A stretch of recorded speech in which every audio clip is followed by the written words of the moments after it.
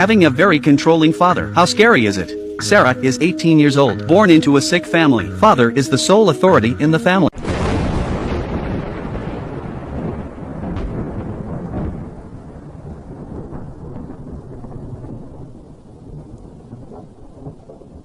He controls the whole family's life. He once beat his wife up for disobedience. He beat her badly. Spent 2 days and nights in hospital. His daughter was under the strict control of her father. That night, she had planned to go out on a date with her boyfriend, but her father wouldn't let her. She begged her mother to help her, but her mother just said to listen to her father. There's no freedom in a family like this. But this time Sarah was going to fight back. She got up immediately. She left the table without a backward glance, ignoring the grim look in her father's eyes. The father thought his daughter had gone to her room to rest, but when he opened the door to Sarah's room, only to find an empty room and a window that had been left open. The father was furious. On the other hand, Sarah was on a date with her boyfriend and imagined that after her 18th birthday that she and her boyfriend would escape the city to escape from her father's control. But what Sarah didn't expect, when her father saw her with a strange man, the look on his face was so happy. Once again, she seriously challenged her father's boundaries. When you're in my house, you follow my rules. The father also secretly overheard the girl whispering outside the door, knew she was going to run away from home, and had the support of her mother and sister. The family, except for him, was on the girl's side. He could not tolerate this. He had to stop this from happening. So on this day, father asked Sarah to help him carry the boxes. The two of them went down to the basement. He pulled open a cupboard on the wall, opening a hidden door. Inside was a hidden passage, something Sarah had never seen before. Opening another door. Inside was an empty room. Father directs Sarah to place the box in the corner, while pretending to talk to her, while quietly walking towards the door. Sarah senses that something is wrong. She rushes to the door, but her father ignores her. He left the room. He slammed the door behind him. Sarah rushed to the door and called out, calling out to her father over and over again, but the father just looked at Sarah indifferently, ignoring his daughter's pleas. Finally, he turned and left. Sarah screams for help from her room, but the place was soundproof. No one would hear her. She opens the box. It's full of her clothes. There's a shower in the room. Apparently, her father had planned to keep Sarah prisoner. She noticed the combination lock by the door, but she didn't know the combination. After 3 incorrect entries, the room's circuitry was shut off, and the ventilation fan stops working. The girl turns on her torch. She finds a vent in the wall. She shouts out through it. The sound is faintly heard. The father blocks the vent with a blanket. Sarah is completely cut off from the outside world. For days later, my father arrives in the basement. Sarah took the opportunity to attack him. She pushed the door open and fled outside, but to his surprise, the second door was also blocked. The father drags the girl back into the basement, warning her that only by obeying him, in return for water and food and even air,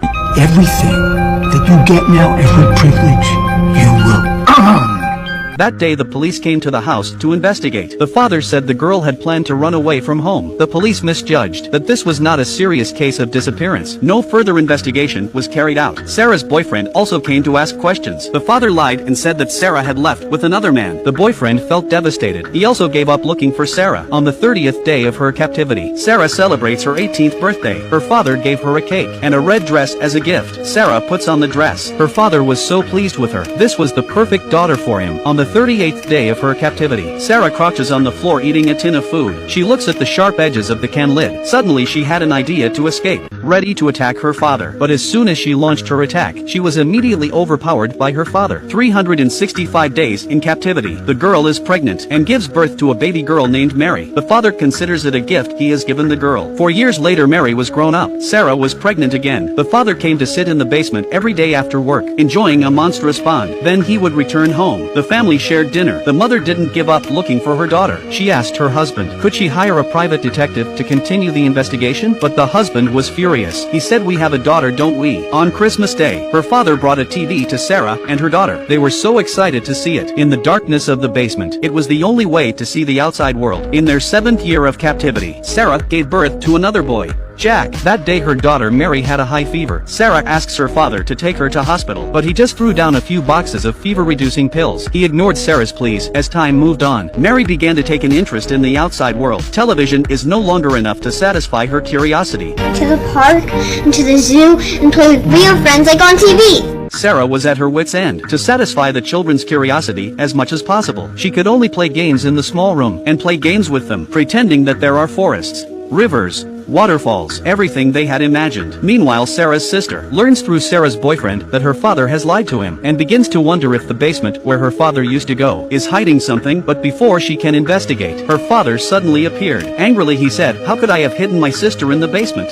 After a reprimand, she had to flee the basement. She gave up on the investigation. A few years later, Sarah gave birth to her third child, naming him Mike. The girl asks her father to take Mike home to raise him. Because of the harsh conditions in the basement, there was no way to take care of 3 children at the same time. More importantly, she also wanted her newborn child to have a healthy childhood. So early the next morning, Sarah's mother found an abandoned baby on her doorstep and a letter. The letter said in Sarah's own words, "She's doing well out there today, but because she had no money, so she gave the baby to her mother to raise." The mother was very excited to read it, but the mother had overlooked something important. That's when the father saw a note in the cradle. It was a note from Sarah asking for help. The father was furious. He tortured her even more. In the 18th year of captivity, Mary and Jack are both grown up. Mike is being raised by his grandmother as a big boy. Sarah is pregnant again. As the children grow older, she realizes she must find a way out to save the children's fledgling lives. On this rainy night, she looked at the raindrops leaking from the ceiling. Suddenly the inspiration to escape came again. The girl scratched the ceiling with a spoon and found that it had become wet and flimsy.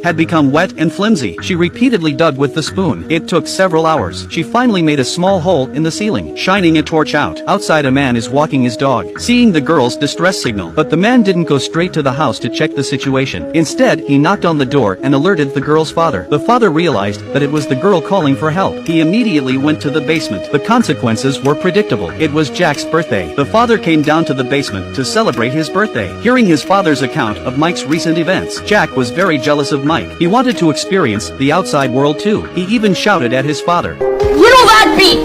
A year? 2 years?"